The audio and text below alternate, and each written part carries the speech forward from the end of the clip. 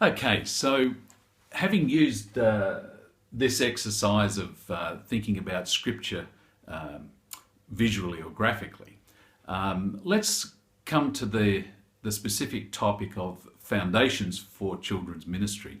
I want to use this, I'm going to keep building on this diagram behind me, but I wanted it to use it to help us to think through a number of really important concepts. And the first one is really to say this to you.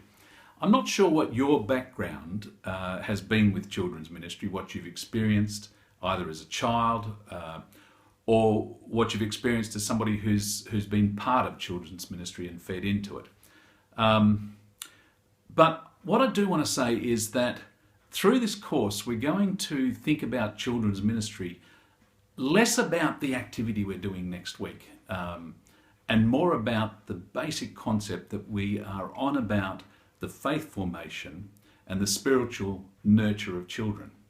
Children's ministry is not something we do to kids, it's something we do with kids. Probably even the term ministry with children would be a better phrase. But you're going to hear us use this phrase, faith formation and spiritual nurture, a lot, because really that's what children's ministry is primarily about. Certainly it's going to involve fun and activity and lots of great things, which are all fantastic. And with children, it's really important to have those sorts of things. But they're secondary. They're part of what the tools we might use in order to form faith and to nurture spirituality, to nurture children's faith. Those things are secondary. So we need to keep the primary thing in mind. So let's use this diagram to unpack that a little bit.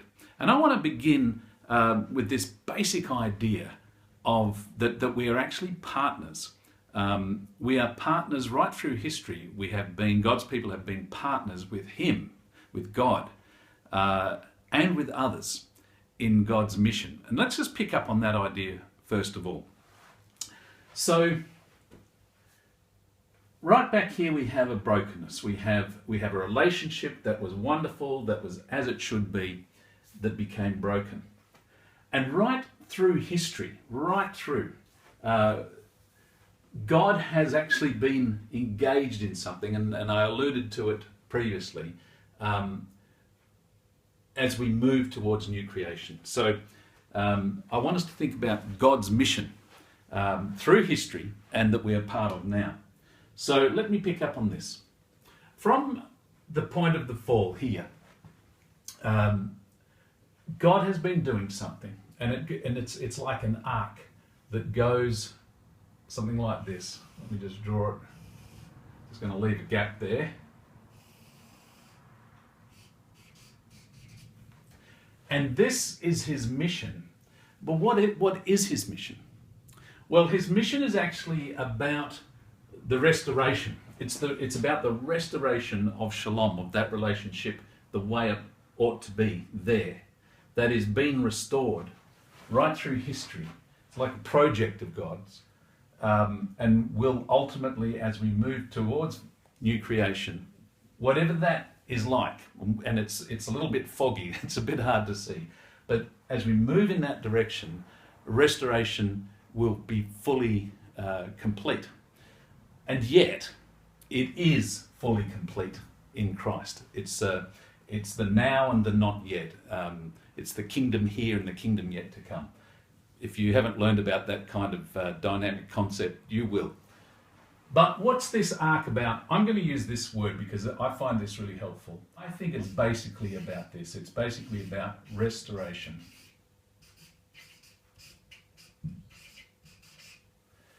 God's mission through history is about restoration. He is restoring the brokenness that happened there. And it will be restored fully here. It is fully restored here as well. And it will be like it was meant to be in that direction. Now, when you look at this restoration project, if you think of, remember here is Abraham here, I'm just going to put an A just to remind us that that's Abraham. Do you remember in the story, God calls Abraham really to be a partner with God in his restoration. He says things to Abraham about the future. If you haven't read that story, you'll get to it. And I think of it like this. I'll change colours.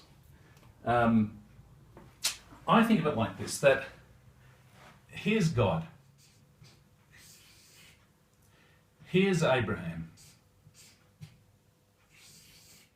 And God says to Abraham, Abraham, I want you to be with me. I want you to be my partner in this restoration project, in this mission. And so Abraham accepts that, and there's a whole story around that. And Abraham becomes a partner with God in this restoration project or process. But, you know, God didn't just call Abraham. He called others to be part of that. Now, we can see that as history moves on. But it also happened around there as well. So I'm just going to put this, I'm going to put O, standing for others. God also called others to be part of his mission of restoration. And God calls Abraham and those others to be partners together as well. So this partnership, which is mission, is both a partnership between God, that could be us, and others.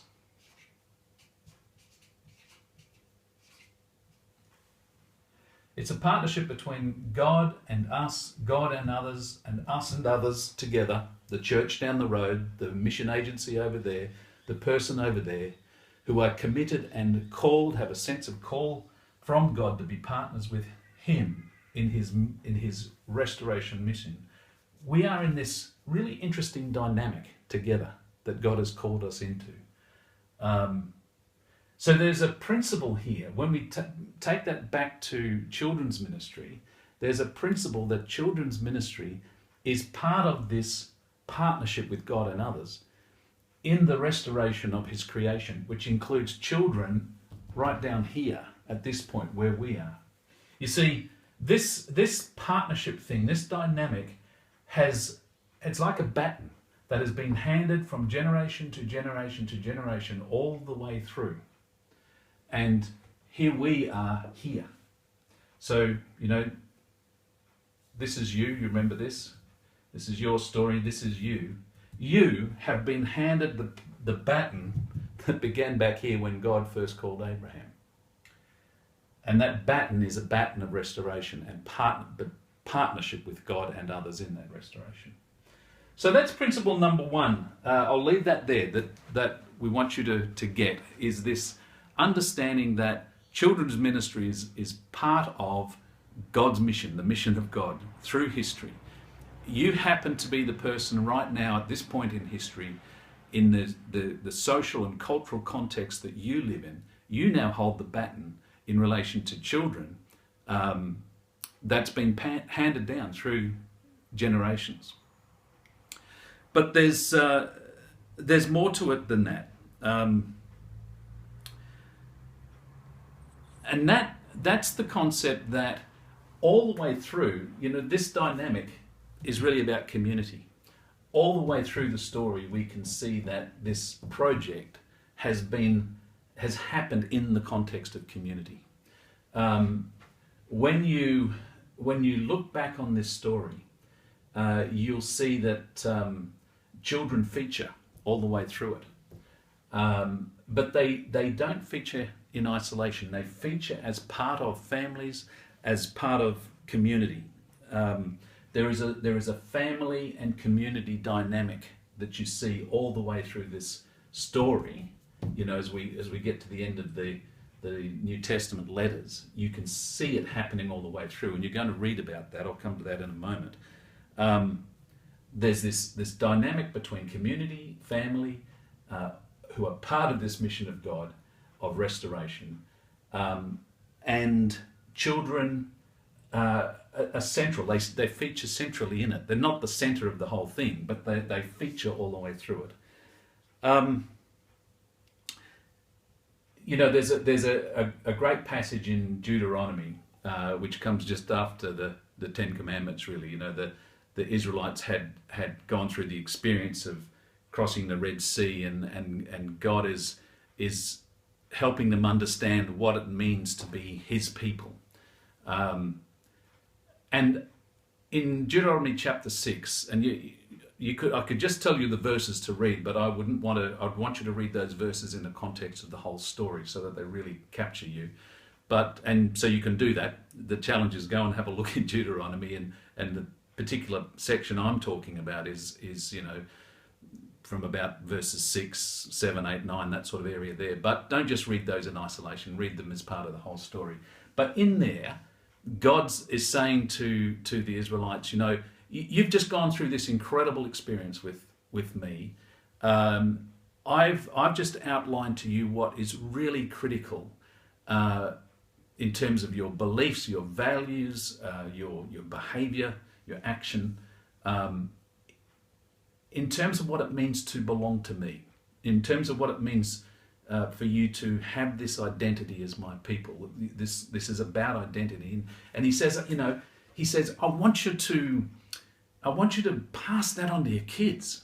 I don't want it just to be a lecture. I want it to be something that is part of life, that your children get this sense of identity. They get this understanding of who they are by the way you live and in the everyday things and as you go through life. It's a really significant, very rich, very holistic understanding and pointing towards what children's ministry is all about: faith formation and spiritual nurture. But read the whole passage.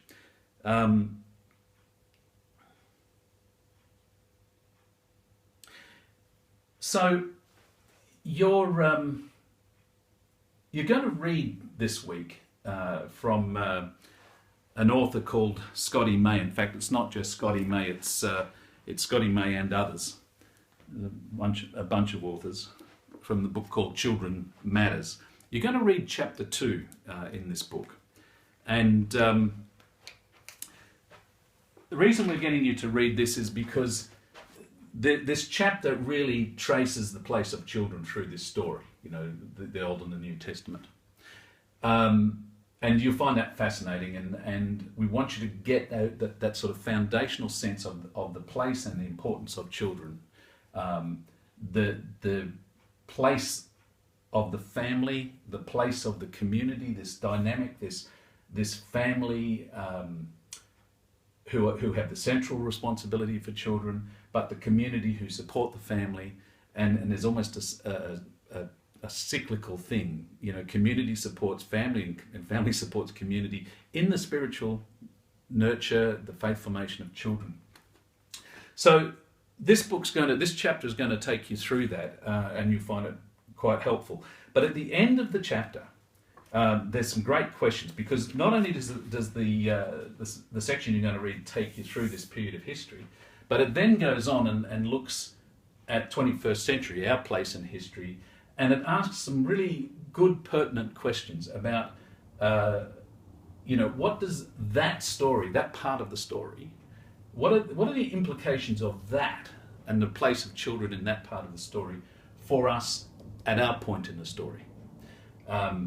You know, our situation now is fundamentally different from that history, and that history is not. Don't think of that whole history as one, you know, static bit. The situation of people here was completely different from the situation of people here, and yet there's a common thread going through, and that common thread continues. So there's a bunch of questions that Doc pointed at the end of the chapter that you'll find. And what we want you to do with those questions this week is to use them as the basis for your conversation on the online discussion forum, so that you're part of a forum over the next 10 weeks or so of the course. And at various points, we're going to give you some questions that we want you to discuss in that forum. So the questions we want you to use this week are the questions that you find at the end of chapter 2 in this particular reading. You don't have to try and cover all the questions. There's a lot of, well, not a lot, but there's a number of questions that would require a lot of time to answer if you were to deal with all of them. So look at the different questions, they're dot pointed. Pick one or two that sort of stand out for you in your situation, in terms of your faith community or an organisation you might be connected with or work with. And think about those questions in relation to your situation.